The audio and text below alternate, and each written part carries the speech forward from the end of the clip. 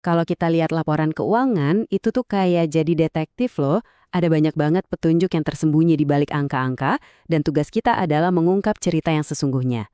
Hari ini kita akan coba jadi mentor sekaligus detektif. Kita bakal bedah bareng-bareng laporan tahunan buat cari tahu nilai sebuah perusahaan.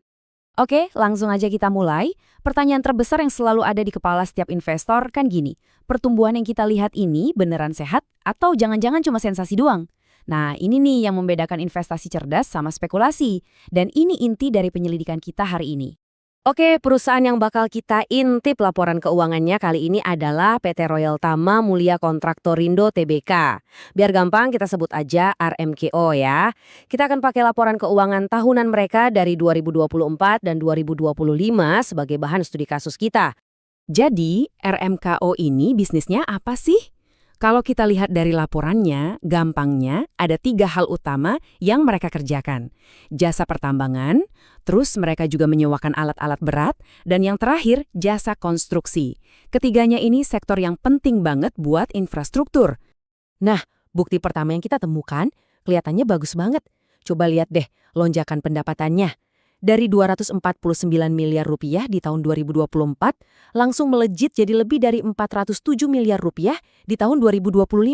Wah, ini pertumbuhan yang gede banget dan biasanya jadi berita bagus yang menarik buat para investor. 407,5 miliar rupiah. Coba bayangin dulu angkanya. Gede banget kan? Ini nunjukin perusahaannya aktif banget menjual jasanya. Sekilas, ini sinyal yang positif banget. Tapi, seorang analis yang jeli tahu kalau ceritanya nggak berhenti sampai di sini aja. Nah, disinilah ceritanya jadi makin menarik. Ini dia pertanyaan kritis yang sering jadi pembedaan antara investor pemula dan yang sudah berpengalaman. Pendapatan naik kenceng itu bagus, tapi kalau nggak menghasilkan untung, buat apa kan? Yuk kita gali lebih dalam. Oke, ini dia nih yang bikin kaget. Coba kita bandingin langsung ya. Di satu sisi, pendapatan masuk 407,5 miliar. Tapi, di sisi lain, biaya buat dapetin pendapatan itu, alias beban pokok penjualannya, malah sampai 436,9 miliar. Loh kok bisa? Artinya kan, mereka ngeluarin duit lebih banyak dari yang mereka dapat dari penjualan.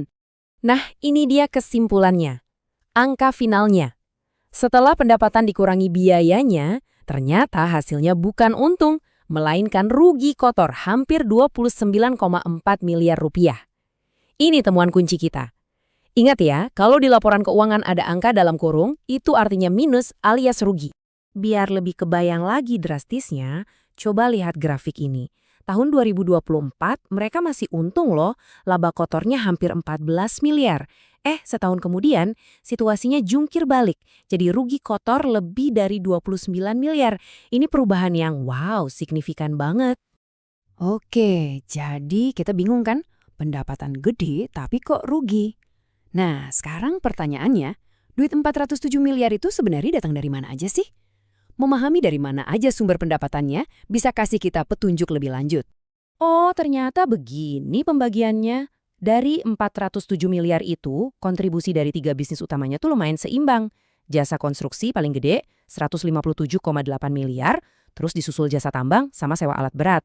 Kelihatannya sih oke ya, bisnisnya macam-macam gak cuma satu, tapi ini juga bisa berarti jangan-jangan masalah biayanya ini ada di semua lini bisnis mereka ya.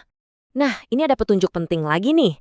Waktu kita lihat siapa aja pelanggannya, ada satu nama yang wah gede banget kontribusinya.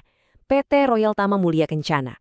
Mereka sendiri nyumbang lebih dari setengah pendapatan RMKO loh, sekitar 55%. Ini namanya resiko konsentrasi pelanggan. Bahaya juga kan? Kalau sampai pelanggan terbesar ini kenapa-kenapa, wah bisa goyang perusahaannya. Oke, setelah investigasi kita, sekarang coba kita rangkum ya, apa aja yang kita temukan.